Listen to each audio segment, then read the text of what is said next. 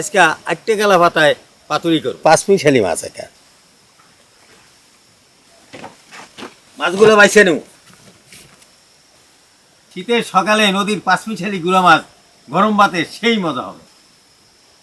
ও পাক্কা মাছ তো কোটা হইছে ধুইয়া লাই। হ্যাঁ ধুইয়া লাও।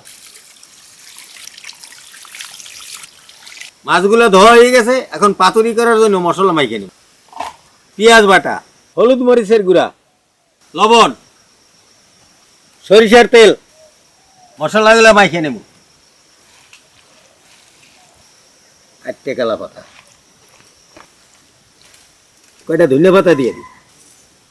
এবার কয়টা কাঁচামরিচ দিয়ে দেব। এবার কলা পাতা দিয়ে ঢাকে দেব।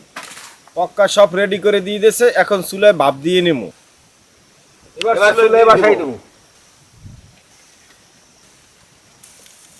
শীতের সকালবেলা গরম ভাত দিয়ে অনেক মজা হইবে। এক প্যাট হয়ে গেছে আর উল্টোই দেন।